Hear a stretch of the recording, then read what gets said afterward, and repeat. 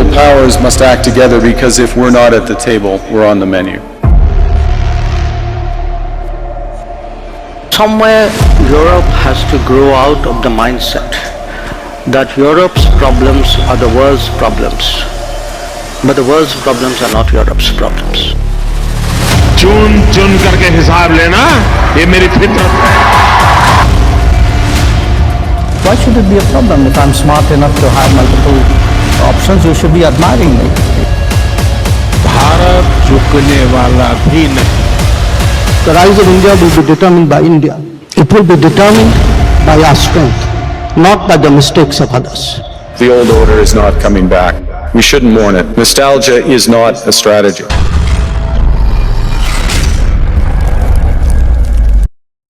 Hey guys, welcome back to my channel. In this video we are going to talk about a very important thing, and this stuff that I'm going to talk about, it's of actually historical importance. It's not just something that it's some technological advancement or something and some small news. So what exactly happened? See, what exactly happened is that ISRO, that is Indian Space Research Organization, has successfully tested its indigenous SE-2000 semi-cryogenic power head at 175 tons of thrust, reaching 88% of its target performance. 88% of its target performance. That is a very huge achievement. Now, when I'm telling you like this, then it seems like a very normal thing that, oh, okay, so what? But actually, there's a lot more to it. Because if you look into the age of technology in the fourth industrial revolution, it's all gonna be about space, artificial intelligence, machine learning, all that. And if you look into it further, what you find is that Elon Musk, for example, right? Elon Musk is launching all these satellites. Elon Musk SpaceX launches almost 1,000 to 2,000 satellites per year, and its goal is almost 30,000 satellites in the orbit. That's the Elon Musk goal for Starlink and all that. He may be saying it's Starlink, but actually he's going to launch the AI servers and all that, data centers in the space. Now, and this is a necessity. So for India, for example, if India wants to do something like that, achieve a feat like that, then India needs heavy payload. India needs the rocket tech that can actually increase its payload capacity substantially. And that's where this whole SE-2000, the semi-cryogenic engine power, comes into play. But still, that's the application of it. But why this is of historical importance, right?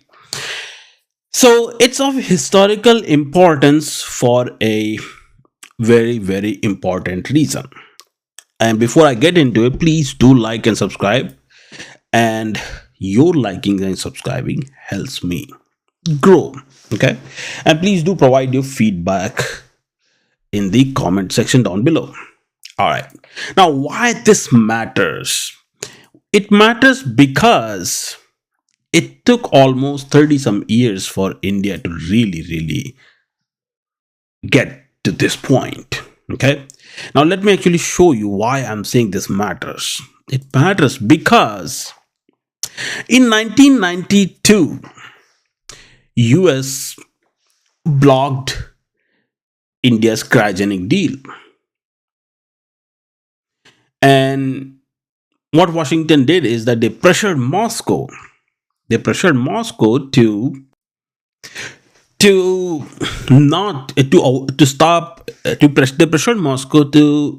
stop them from giving India the technology. And the pretext was MTCR, basically missile technology control regime and all that. So in 1998, India begins its indigenous cryogenics R&D. India started that work in 1998. This is 2026 we're living in. And in 1992, US actually pressured Moscow to cancel the engine transfer program to India. At that time, ISRO was actually heavily reliant on Soviet Union for its space program. Okay, but early in 1990, when Soviet Union actually broke and fell apart, then it became Russia, right? The economy was in shambles. Russian economy was in shambles, and at that time, leader was I think Boris Yeltsin, and Boris Yeltsin was nothing but a Western puppet. So he chose to basically follow his masters. And in 1998, India begins indigenous cryogenics R&D. In fact, in 1992, when this happened, then I still remember actually reading this news in Times of India. It was Times of India, Hindustan Times, something, I don't know, but it was a newspaper where they said that, okay, Russia is not going to give India the cryogenics technology and all that under American pressure. And then lots of newspapers basically said that, oh, they are not giving it because India didn't support Russia here and there and all that mumbo jumbo. Lots of stories were actually cooked at that time. But I still remember that. I still remember reading that news, and I felt really bad. I mean, I'm not gonna lie to you. I mean, it felt like, okay, we got to do something. And in 1998, India started the program, and ISRO launched a self-reliant cryogenic engine program. And the goal was that within 15 years, India is going to build it. But because of the Congress regime and all that, instead of 15 years, India took, I would say 16, 17 years. But by 2014, GSLV Mark II was operational, and India's first indigenous cryogenic upper stage was developed, and that reaches the orbit. What is upper stage though? See, upper stage is something that so, you know, when you're building a rocket ship, all right, you have to understand one thing about rocket ship, that most of the mass or the load that rocket carries is the mass of the fuel. Okay, that's the majority, and it changes when it goes up. This is why your normal physics equation, they don't apply like that. Okay, so when you say force is rate of change of momentum, mdv by dt, like that, because velocity changes here, but mdv by dt is applicable when mass is constant. Okay, but in case of rocket, the mass significantly changes, so the physics changes completely. Anyways, so what happened in the CE engine, it actually activates in the upper atmosphere or in the orbit when the solid fuel is exhausted and the final stage comes. That's when the cryogenics, actually the India's cryogenics, the CE cryogenics, not the semi-cryogenic. Okay, the full cryogenic activates in that, and India's cryogenic, actually you should go and look at the spec and all that. It's pretty solid. It's actually, I would say, at par with any cryogenic engine that's out there. So only thing that India lagged was a semi-cryogenic engine that would give it rock solid thrust.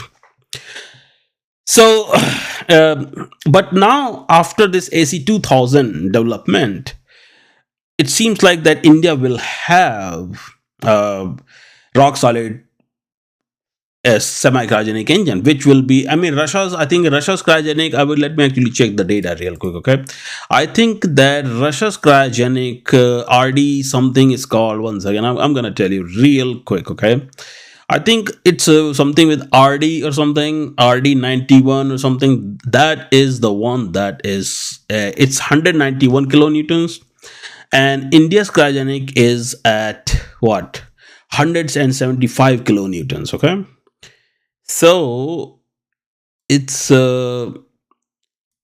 yeah, so Russia's cryogenic is pretty solid, RD191. Okay, and I'm not gonna get into all that what kind of fuel it uses or whatnot. It goes with liquid oxygen and kerosene. Okay, so with PSLV and all, ISRO was using this the solid fuel, but with this one they're gonna soon pretty much start to use the semi-cryogenic. Actually, let me Um now, so this is where things actually change, because if you want to go into the orbit, you want heavy payload, you want to build your own space orbital data centers and all that, and you want to have a moon base and all that, then you need engine that is of the size of the Starship or bigger than that.